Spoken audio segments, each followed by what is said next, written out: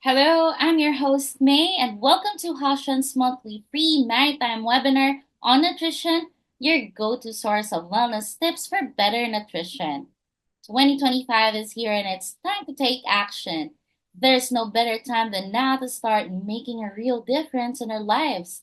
And with January being in the International Quality of Life Month, it's perfect opportunity to prioritize your well-being. And this webinar series seeks to encourage maritime professionals to improve their quality of life and overall well-being both at sea and on land. And today's topic is all about fueling our bodies for sustained energy, vitality, and wellness.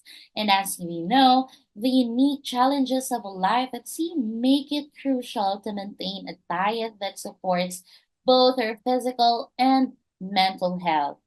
So to start, let's welcome back Miss Bianca Oranga, Halshin's in-house dietitian, and she will share with us valuable nutritional insights to help transform our health. So let's give her a warm welcome in the comments section.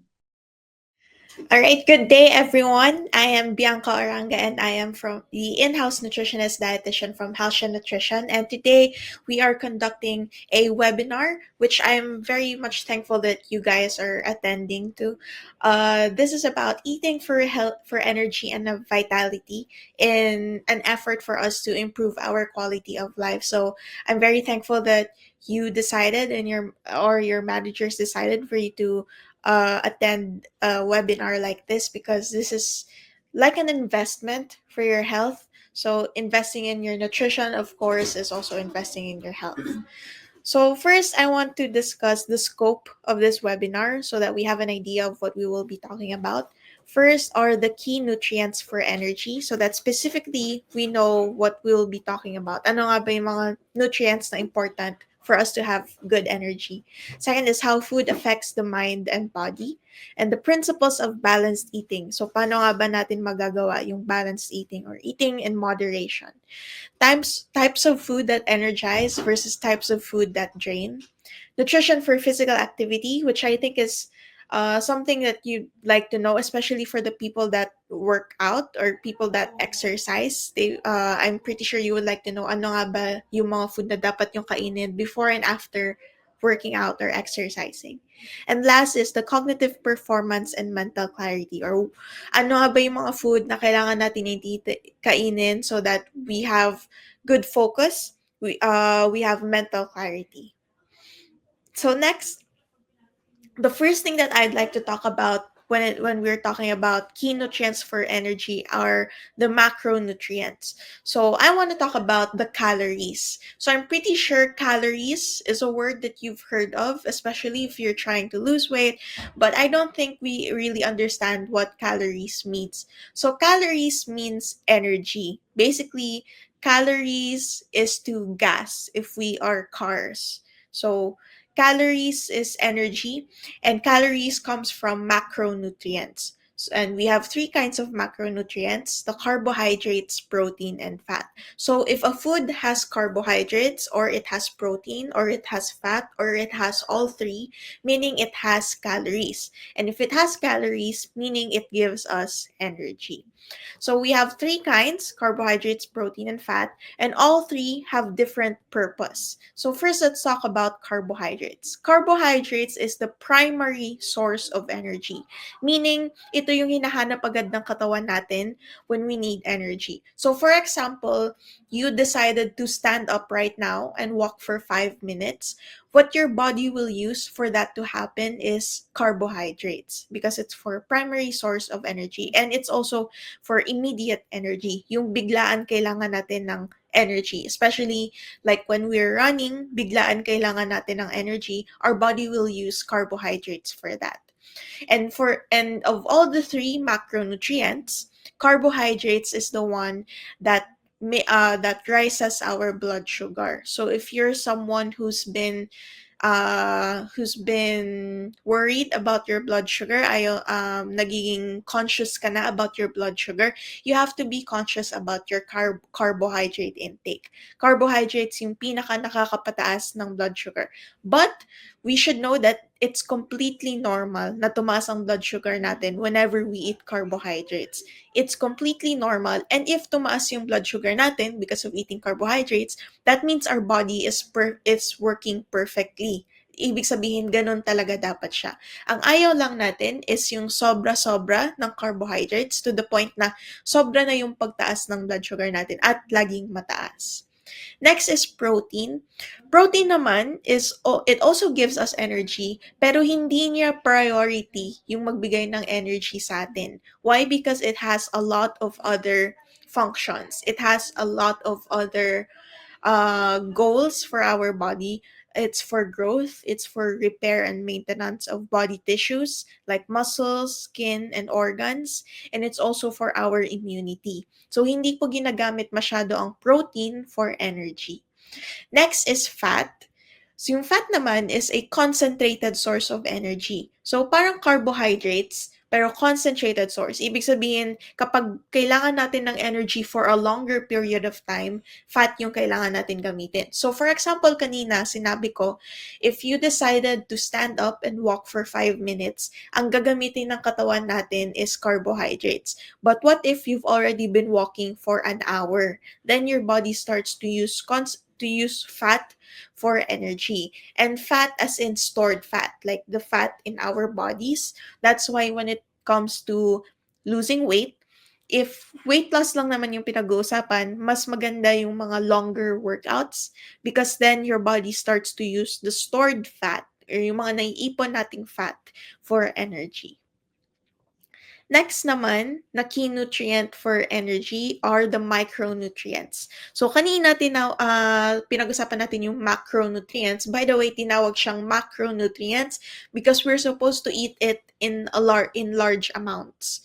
Alright, yung micronutrients naman, yun yung konti lang yung kailangan natin, mga milligrams lang, and it comes from vitamins and minerals. So, they do not give energy or they do not give calories. That's why mapapansin mo, let's say bumili ka ng supplement, sabihin natin vitamin C, pag tumingin ka sa likod sa nutrition facts nung packaging, usually 0 yung calories unless na lang may sugar siya or like gummies siya, pero mostly 0 lang yung calories because it doesn't give us energy. But vitamins and minerals are still key nutrients for energy because they are the catalysts or the regulators in the processes that generate energy from food. So now the question is, what food should we eat to get vitamins and minerals? The answer is a wide range of food or a huge variety of food. Or meaning, dapat kumain ka ng iba't ibang klase ng pagkain. And remember, eating different kinds of whole foods is better than taking different kinds of supplements. So, mas maganda yung kumakain tayo ng mga meals 3 times a day kasi yung magte-take tayo ng mga multivitamins and all. It's okay to take multivitamins, but our priority should be eating whole foods or eating real food. It's also important to know that all foods have a combination of vitamins and minerals. So, while most food contain a combination of nutrients, some are particularly notable for being excellent sources of a single vitamin or mineral.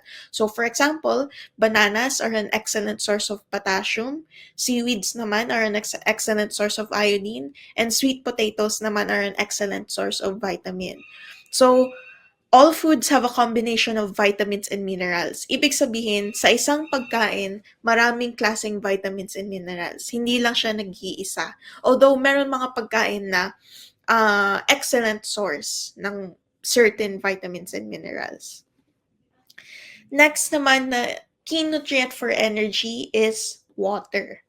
Now, hydration plays a crucial role in maintaining energy levels as it impacts nearly every physiological process in the body.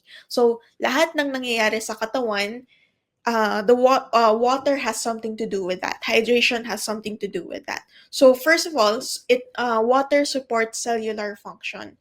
So, for us to understand this, we should first understand ano ba ginagawa ng cells natin. One, it is for energy production. And second, it is for nutrient transport or yung pagdala ng nutrients all around our body. Halimbawa, kumain tayo. our cells will transport the nutrients from the food to the rest of the body. So, water is vital in supporting cellular function, which are producing energy and nutrient transport. Next is it regulates body temperature. So proper hydration helps regulate body temperature during physical activity or hot conditions. But so what naman if we don't properly hydrate? What could happen if hindi tayo nag-hydrate? Well, if hindi kasi regulated yung body temperature natin, it could lead to overheating and this could lead to tiredness and reduced performance. Thus, walang energy. Next is it prevents fatigue. So hydration can prevent both mental fatigue as in difficulty in concentration and low energy and physical fatigue as in cramps and reduced endurance. It also enhances digestion and metabolism. But why do we need proper digestion and metabolism in the first place when it comes to energy? We need this to ensure that the nutrients that we get from food are broken down and absorbed effectively to fuel the body. So, of course, so that we have energy. Next is it maintains blood circulation. When we have proper blood circulation, the heart pumps oxygen and nutrients effectively throughout the body, sustaining energy levels. And then lastly, it prevents headaches and mood swings. So dehydration can cause headaches, irritability, and mood fluctuations, all of which can lower your energy. So again, hydration plays a crucial role in every physiological process. Everything that happens in our body, water is responsible or has something to do with it. Now, another important nutrient for energy is sugar. So we will also talk about blood sugar regulation and energy crashes. Blood sugar or glucose, we usually call blood sugar as glucose inside the body. Blood sugar or glucose is the body's primary source of energy. Now, remember, we talked about carbohydrates, diba? Maybe you remember that I said that carbohydrates is our main source of energy. That's because sugar or glucose comes from carbohydrates. So the carbohydrates that we eat turn into sugar in our body. So when we eat rice, it turns to sugar. When we eat bread, it turns to sugar. When we eat fruits, it turns to sugar. And that's completely normal. It's completely normal na tumaas yung blood sugar natin whenever we eat carbohydrates. So don't be scared if carbohydrates raises our blood sugar. Sometimes kasi that tends to happen.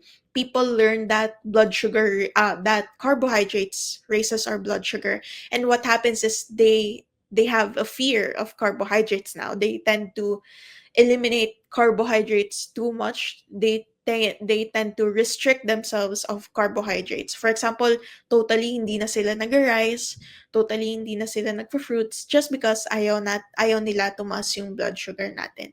So it's completely normal. It only becomes dangerous when our blood sugar is too high or is always high. So dapat in moderation lang. We don't have to fear or avoid carbohydrates because ayaw natin na tumaas yung blood sugar natin. And when our blood sugar is high, energy crashes happen. Ito yung nagiging pagod na tayo dahil masyadong tumaas yung blood sugar natin. Usually, that's one of the reasons why after natin kumain, nagiging sleepy na tayo or nagiging lethargic na tayo. It's mostly because mataas yung blood sugar natin after kumain.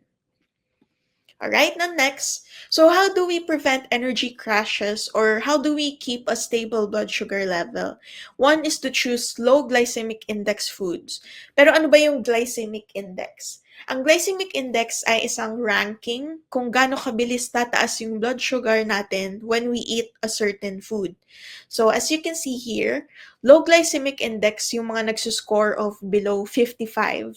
So you can see yung mga grains, mga starches, vegetables, fruits, they are low glycemic index. Meaning, these are the foods that would raise your blood sugar pero slowly lang whenever you eat them.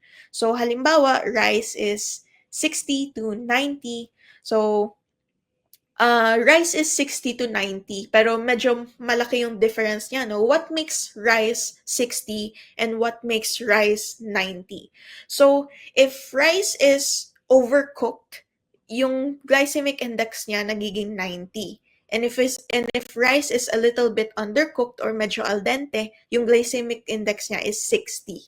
So, in other words, kapag overcooked ang rice, mas mabilis siya makapataas ng blood sugar. And if undercooked or medyo al dente yung rice, mas mabagal siya magpataas ng blood sugar. Right? So another way to prevent energy crashes is to pair macronutrients. Pair macronutrients. Remember our three macronutrients. We have carbohydrates, protein, and fat. So if we pair our carbohydrates with protein or fat, the protein or fat can slow down the glucose or sugar absorption from the carbohydrates. So for example, apple, which is carbohydrates, you can pair it with peanut butter or nuts, which is fat and protein. Yung fat and protein from peanut butter can slow down the absorption of the blood sugar that comes from the carbohydrates from apples. All right.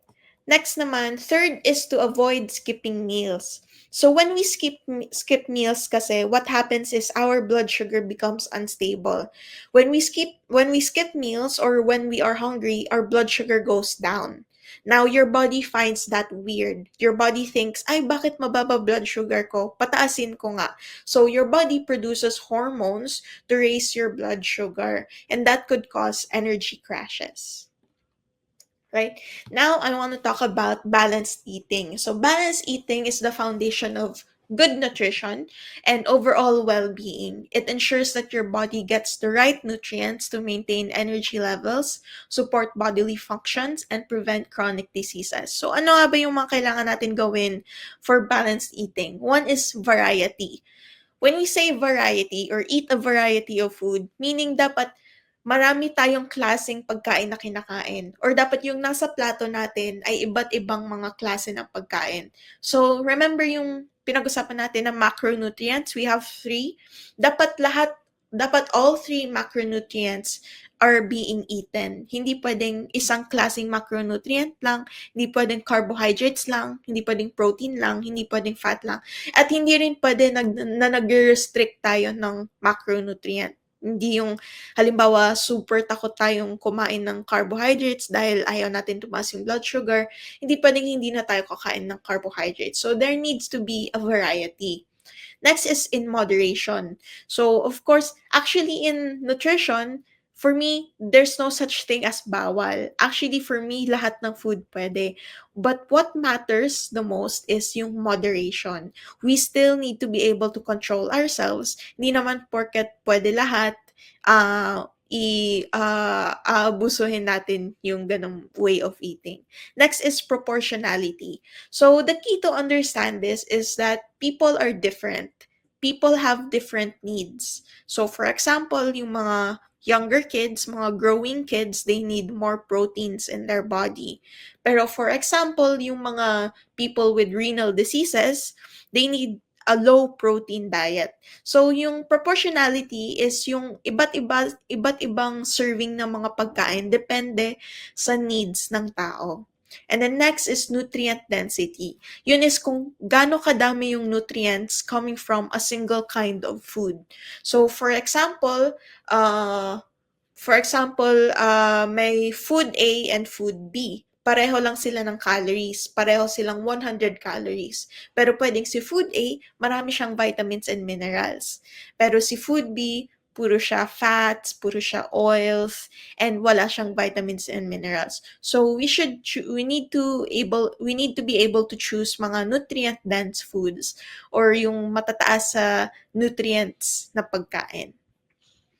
And then next, another thing for eating for vitality is managing portion sizes and avoid overeating. So consuming more calories than the body can lead to weight gain and increased risk of chronic diseases like diabetes and heart disease. And overeating often causes feelings of sluggishness and discomfort, which can impact productivity and mood. So the thing about overeating kasi is when we always overeat, it could lead to weight gain. And when we and when we gain weight, that usually becomes an increased factor for chronic diseases like diabetes and heart diseases. Also, when we overeat, our blood sugar tends to rise and it causes sluggishness and discomfort. Therefore, bumababa yung energy natin. So, how do we manage portion sizes and how do we avoid overeating?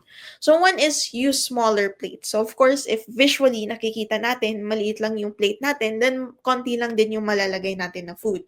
Next is follow the Pinggang Pinoy. So Pinggang Pinoy was produced by FNRI for us to visualize kung ano ba dapat yung itsura ng plate natin that we eat 3 times a day. So you can see there my carbohydrates like the rice, may protein na nanggagaling sa karne, may or sa ulam, and may fat din na nanggagaling sa ulam. And meron ding mga vitamins and minerals na nanggagaling sa fruits and vegetables. So next is pay attention to hunger cues. Eat slowly and stop when you feel satisfied, not overly full. So wait 10 to 15 minutes before deciding if you need a second serving. So that's a good way to know if kailangan mo pa ba ng round 2. Before you get the round 2 agad-agad, try to stop first, talk to your families and friends that you're eating with, and wait 10 to 15 minutes before you can decide if gusto mo pa talaga ng round 2 or ng second serving.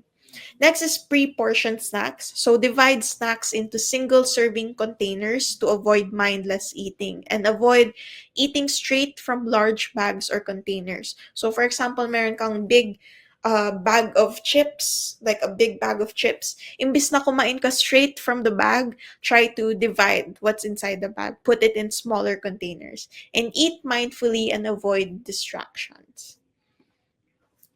Next naman, eating for vitality, we need to know the types of food that energize versus types of food that drain. So, number one, we have complex carbohydrates. Ano ba yung complex carbohydrates? So, we have two kinds of carbohydrates. And yung two kinds of carbohydrates na yun, they both raise our blood sugar. So, kahit anong klaseng carbohydrates kainin natin, tataas po talaga yung blood sugar natin. And again, that's completely normal. But the difference between complex and simple carbohydrates, the two kinds, is kung gaano kabilis tataas yung blood sugar natin. So for example, complex carbohydrates, yes, tataas yung blood sugar natin, pero dahan-dahan lang tataas yung blood sugar natin. And usually, hindi na siya aabot ng 200, 300, especially if you eat in moderation.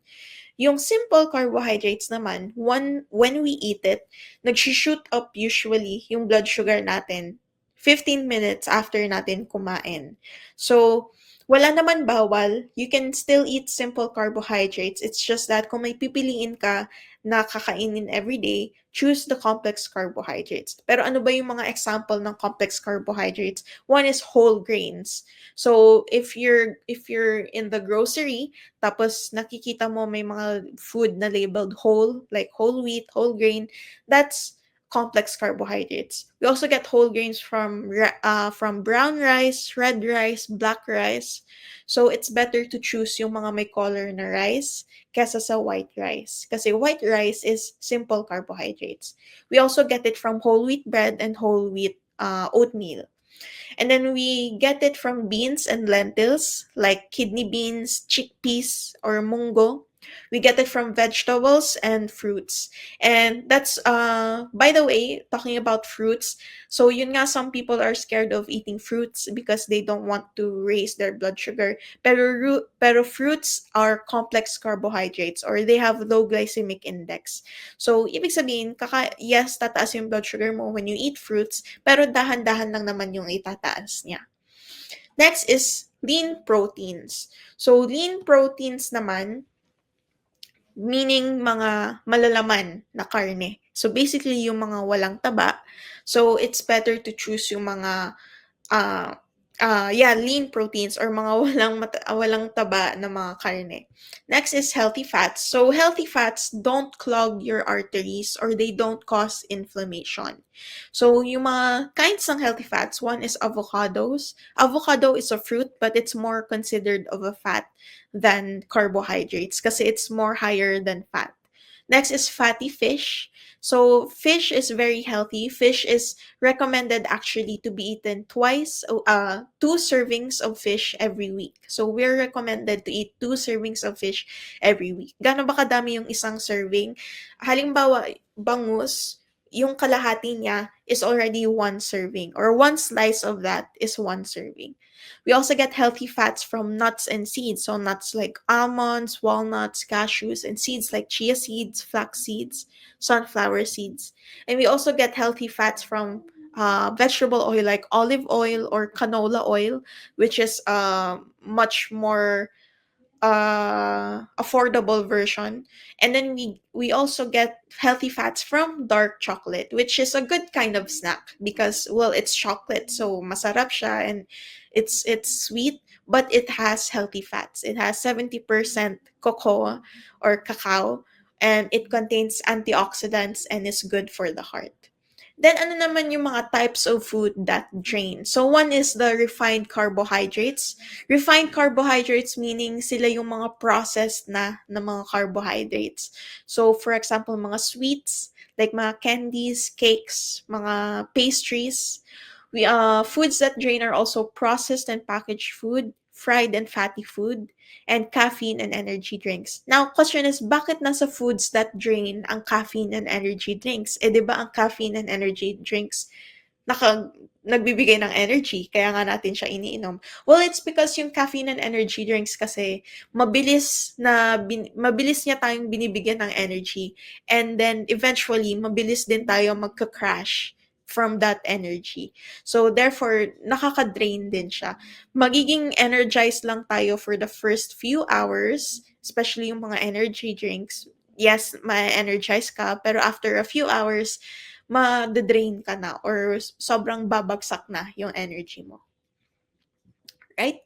Next are nutrition for physical activity. So, ano ba yung mga pagkain na dapat kinakain natin whenever we work out or whenever we exercise. So we need to know the role of protein and carbohydrates in recovery and endurance. So carbohydrates are the body's main energy source, stored as glycogen in muscles and the liver to fuel exercise and support endurance. So of course, kanina sabi ko, primary source of energy ang carbohydrates. So of course, we need carbohydrates whenever we exercise, especially for mga high intensity training like running, jump rope, swimming, we need carbohydrates. For protein naman, protein is essential for muscle repair, for growth and recovery, and providing amino acids to maintain and rebuild tissues after exercise. So protein naman is for recovery. So very important yung both carbohydrates and protein. Usually kasi when we say workout, ang naiisip lang ng tao na important kainin is protein, or either that or carbohydrates lang yung naiisip nilang kainin. But it's both carbohydrates and protein. So next naman, ano ba yung pwedeng example ng kakainin natin when we have exercises or workouts? So one, consume a combination of carbohydrates and protein within the recovery window or 30 to 60 minutes post-exercise. So it's important pa rin na after working out, after exercising, nakakakain agad tayo ng carbohydrates and protein. However, some people are very strict when it comes to protein, na natatakot sila if they eat protein too late after an exercise. Usually gusto nila an hour after an exercise, nakakakain agad sila ng protein dahil naiisip nila na kapag lampas na sa 1 hour, hindi na nila magagamit yung protein. But that's not true naman. As long as you have protein in your body, as long as you eat protein all throughout the day, then your body can use that for recovery. So an example ng protein and carbohydrates together that you can eat for workouts ay chocolate milk. Chocolate milk because there's carbohydrates kasi matamis siya, and there's protein from the milk. Chicken sandwich on whole grain bread. So my carbohydrates from the whole grain bread, and there's protein from the chicken. Or a protein smoothie with fruit. Protein, of course, from the protein powder, and carbohydrates from the fruit. So one of the last naman one of the last topic, nutrition and daily performance, or cognitive performance and mental clarity. So cognitive performance refers to your ability to learn, to remember, to think, and to focus, all of which depend heavily on your diet and overall nutrition intake. So, yung brain natin, it requires specific nutrients para siya gumana, and we need proper meal choices. So, in order to have our brain play a key role in our cognitive performance. So next is, ano nga ba yung mga food that support brain health and focus? One is omega-3 fatty acids. So omega-3 fatty acids are essential for maintaining the structure of brain cells. They have anti-inflammatory properties that help protect the brain. So for example, ng mga sources niya ay fatty fish like salmon, mackerel, sardines, walnuts naman, like walnuts, chia seeds, flax seeds, and we also get it from supplements usually. But again, mas importante na we focus on whole foods or real foods rather than supplements. B vitamins. So B vitamins are crucial for the production of neurotransmitters like serotonin and dopamine, which regulate mood, energy levels, and cognitive function. Of course naman, if hindi regulated yung mood mo, malamang you don't have energy to do your work. They also support the health of the nervous system and reduce the risk of brain fog and memory impairment. So yung mga sources niya, halimbawa vitamin B12, B12 comes from meat. And the thing is, B12 comes only from meat. So we don't get B12 from vegetables. We only get it from meat. So that's why it's still important to eat meat, but of course in moderation. We get it from poultry, from fish, from dairy, and fortified plant-based products. We get folate or B9 from leafy greens, from beans, lentils, asparagus, and citrus fruits. We get B6 from bananas, chicken, potatoes, and fortified cereals. Antioxidants naman, first pala yung complex carbohydrates. Again, nasabi ko na yung mga sources ng complex carbohydrates kanina. But first, why do we need it for mental clarity? Well, one, it helps digestion. They have fiber, which is great for your stomach. And actually, our stomach is very much connected to our brains. So a healthy stomach means a healthy brain. And it's also good for the heart, which can help lower cholesterol and maintain blood sugar. All right. And then next are antioxidants. Antioxidants protect the brain from oxidative damage, which can lead to cognitive decline and increase the risk of neurodegenerative diseases. They also improve blood flow to the brain, enhancing cognitive function. So yung mga sources niya ay mga berries like blueberries, strawberries, blackberries. We also get it from dark leafy greens like spinach, mga kangkong. We also get it from dark chocolate and green tea, which has polyphenols. And the next naman ay protein. Protein are used to produce neurotransmitters that play a role in mood regulation, concentration, and memory.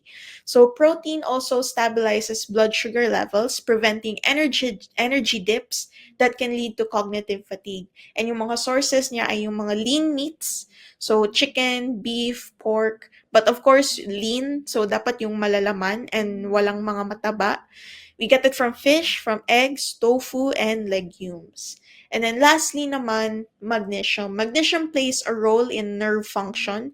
It also helps in regulating blood pressure and reducing stress levels, which in turn can improve cognitive performance. So yung mga sources niya naman ay leafy greens, nuts like almonds and cashews, seeds like pumpkin seeds or chia seeds, avocados, and dark chocolate.